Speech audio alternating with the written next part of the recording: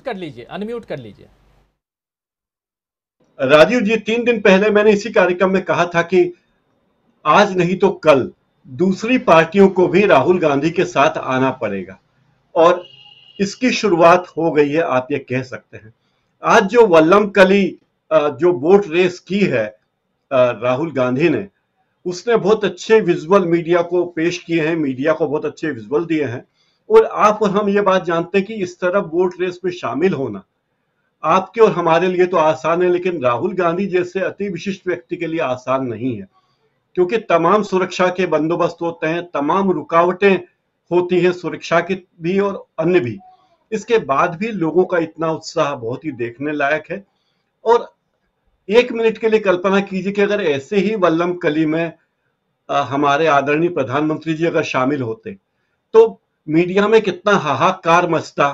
क्या कहा जाता कि देखिए हमारे प्रधानमंत्री जी केरल के पारंपरिक बोट रेस में, बोट गेम में शामिल हुए, वल्लम कली कहलाता, और ये ओणम के दिनों में होती है ये रेस, और ओणम अभी हाल ही में गया है। तो इन सब चीजों को देखते हुए मुझे लगता है कि आज नहीं तो कल, अभी भी मैं मुतमईन हूं कि आज नहीं तो कल 15 दिन में या 1 महीने में तमाम दूसरी पार्टियों को जो अपना अलग राग अलापने की कोशिश कर रहे हैं, उन्हें भी कांग्रेस के साथ आना पड़ेगा। फिर ये जो अलग अलग राज्यों से पद यात्राएं शुरू होगी, क्योंकि अभी ये कहा जाता है कि कश्मीर से कन्याकुमारी या कन्याकुमारी से कश्मीर सीधी एक लाइन खींच दी, गूगल मैप देख के लगता है कांग्रेस के नेताओं ने, और उस तरह राहुल गांधी यात्रा कर रहे हैं। तो ये भ्रम भी लोगों का दूर होगा। और उन राज्यों में भी अभी घोषित तौर पर राहुल गांधी की यात्रा लगभग 12 राज्यों से होकर जाने वाली है, लेकिन ये सभी 12 राज्य बड़े प्रमुख राज्य हैं। उत्तर प्रदेश भी है, मध्य प्रदेश भी है, तमाम राज्य हैं। लेकिन इसमें यह बात कही जाती है कि उत्तर प्रदेश में कम दिन क्यों है, तो वहां भी खानापुरी होगी, वहां भी पार्टी सक्रिय होगी, इसकी कोई दो बात नहीं। लेकिन आश्चर्य है कि इतने बड़े इवेंट को, इतने बड़े घटनाक्रम को, जो एक राष्ट्रीय स्तर की घटना है, डीबी लाइव की बात छोड़ दें, न तो न्यूज चैनलों के लिए कोई बहुत मायने रखती है, न अखबारों के लिए। ऐसा लगता है कि अखबार वालों को यह कहा गया है कि अगर आपने इस तरह की खबरें दिखाई तो हम आपके विज्ञापन प्रभावित करेंगे, आपके विज्ञापनों को रोक दिया जाएगा शायद। वरना 4-4 पेज के विज्ञापन, असम की तरफ से विज्ञापन आ रहा है कूनो का, हरियाणा की तरफ से विज्ञापन आ रहा है, हिमाचल की तरफ से आ रहा है, मध्य प्रदेश से आया तो समझ में आया कि मध्य प्रदेश में है।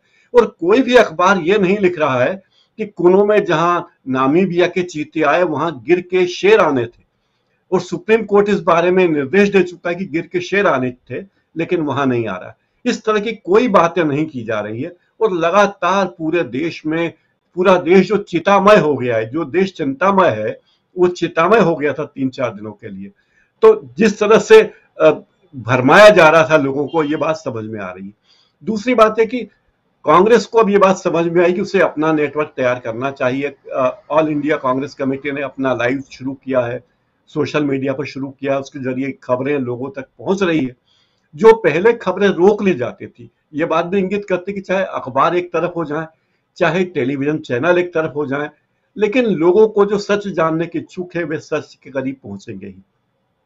राहुल गांधी को लेकर बदनाम करने की एक के बाद एक कोशिशें लगातार हो रही। पिछले 1 हफ्ते से हम देख रहे हैं, कभी उनकी टी शर्ट को लेकर बयान बवाल, कभी जूतों को लेकर बवाल, यहां तक कि वे जब अपनी भांजी के साथ, प्रियंका की बेटी के साथ गपशप कर रहे थे, उसकी तस्वीर को भी जिस तरह से तमिलनाडु के एक नेता ने, बीजेपी नेता ने ट्वीट करके फूहड़ बातें लिखी, वो शर्मसार करने वाली बातें। और मुझे लगता है कि इस स्तर पर बीजेपी के नेता अगर आए हैं तो ये साफ है कि उनके मन में घबराहट है कि इसका अंजाम क्या होगा।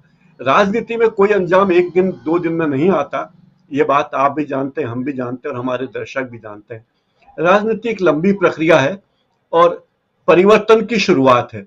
तो कांग्रेस लोगों से जुड़ रही है, राहुल गांधी कांग्रेस के नेता के रूप में लोगों से जुड़ रहे हैं, लोगों से मिल रहे हैं, चाहे मीडिया कवरेज करे या ना करे। और उनके लिए भी चुनौती है, आखिर कितने दिन तक वे खबरें छुपाते रहेंगे, खबरें चुराते रहेंगे। मतलब कुनो में जिस दिन नामीबिया के चीते आए और माननीय प्रधानमंत्री श्री नरेंद्र मोदी जी का जन्मदिन था, उस दिन किसी भी अखबार में इस राष्ट्रीय महत्व की खबर को बिल्कुल कवरेज नहीं था। टेलीविजन चैनल तो खैर अपने आप में हम मान चुके हैं कि वे मोदी के प्रभाव में हैं या उद्योगपतियों के प्रभाव में, लेकिन इस तरह की बातें देखकर लगता है कि मीडिया बहुत दिनों तक राहुल गांधी को छुपा नहीं पाएगा, उनकी खबरों को दबा नहीं पाएगा। लोग खुद कल को कहेंगे कि आप खबरें दिखाइए। और कांग्रेस की इस तरह की यात्राओं से पूरे देश में जो बदलाव की लहर आई, जो लोगों को लगता था कि कोई हमारी बात सुनने वाला है ही नहीं, या लोगों को लगता था, कई लोगों को ही कांग्रेस के नेताओं तक पहुंचना आसान नहीं है, वे अब देख रहे हैं कि राहुल गांधी किस तरह कॉफी हाउस में बैठकर बच्चों से बात कर रहे हैं, किस तरह लोगों के घरों में जाकर लोग कहते हैं, ए राहुल हमारे घर आके चाय पी लो, न जी न साहब न सर, लेकिन राहुल गांधी चले जाते हैं घर में और चाय पीते। तो ये बताता है कि आदमी कितना सरल सहज है, और ले देकर इसका असर तो बीजेपी पर आना ही है।